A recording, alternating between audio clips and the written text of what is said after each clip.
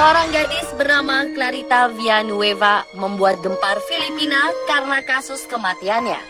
Sebelum tewas, Clarita berteriak ketakutan, digigit oleh makhluk yang hanya dia sendiri yang bisa melihatnya. Clarita mengaku ada makhluk hitam besar yang ingin menghukumnya. Pihak kepolisian menduga Clarita dihantui makhluk gaib. Namun psikolog yang memeriksa Clarita menduga dia menderita gangguan mental. Tidak ada yang bisa menjelaskan secara pasti apa penyebab kematiannya. Semua dibiarkan mengambang hingga kini. Pemirsa, inilah kelanjutan misteri series Gigitan Misterius Tubuh Gadis Filipina Clarita Villanueva bagian kedua.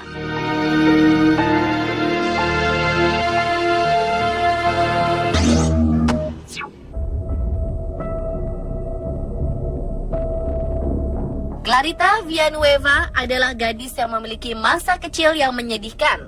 Sejak kecil, ia hanya dibesarkan oleh seorang ibu. Ia sendiri tidak ingat dengan ayahnya.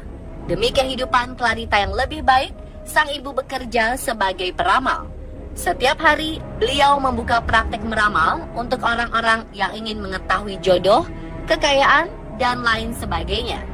Beberapa orang menduga ibunya memakai jimat untuk melancarkan proses ramalannya. Inilah yang kemudian menghantui kehidupan Clarita hingga dewasa. Namun dugaan ini belum terbukti kebenarannya. Clarita pun akhirnya luntang-lantung di jalanan. Tidak ada yang mengetahui keadaannya hingga akhirnya dia ditangkap polisi dan mengalami kerasukan.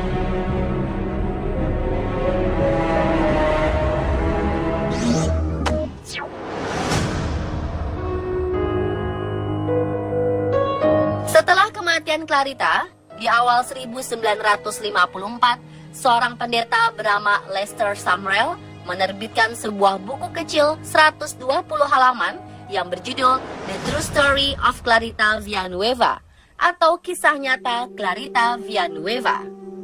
Buku ini awalnya ditujukan untuk kalangan terbatas, namun ternyata menarik perhatian banyak orang sehingga dicetak ulang beberapa kali.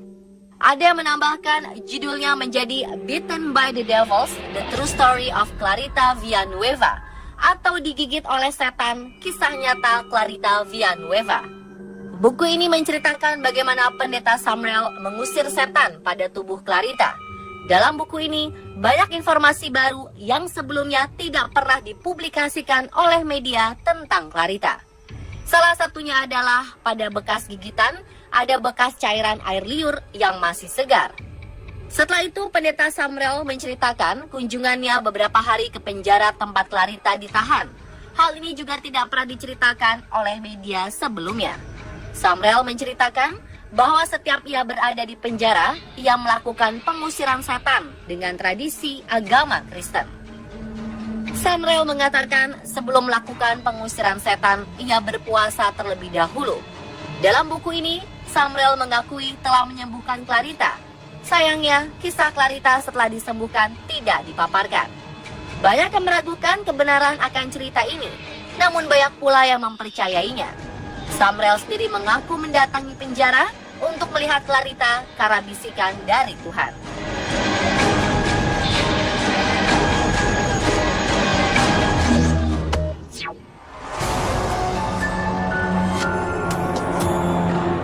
Selain versi pendeta Sumrall, muncul beberapa versi penyerangan terhadap sang gadis Filipina ini.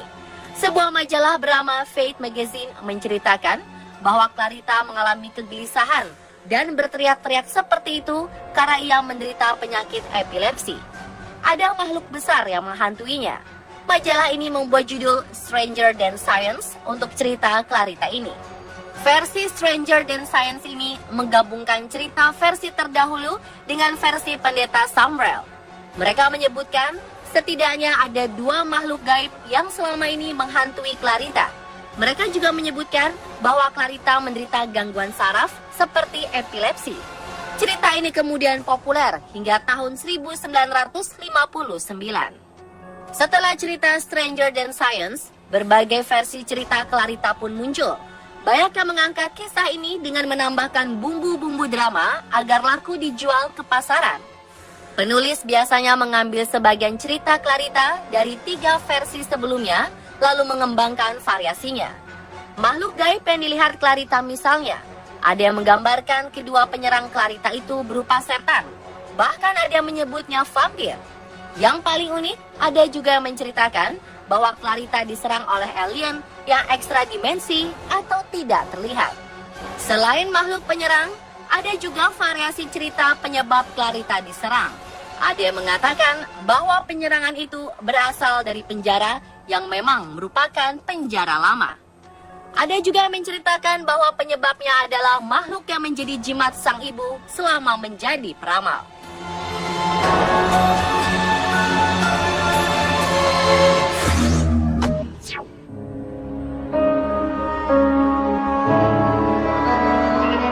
Beberapa memvariasikan nama Clarita, misalnya menjadi Cinta Villanueva, hingga akhirnya kisah ini dianggap sebagai urban legend yang sering diangkat oleh masyarakat Filipina.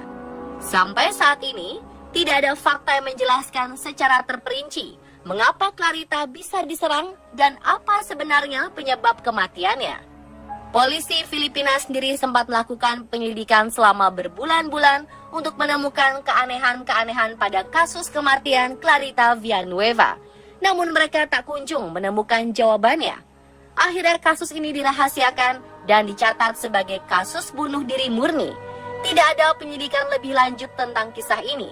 Kemungkinan karena Clarita sendiri sudah meninggal dan tidak ada sanak saudara yang bisa menjadi sumber informasi.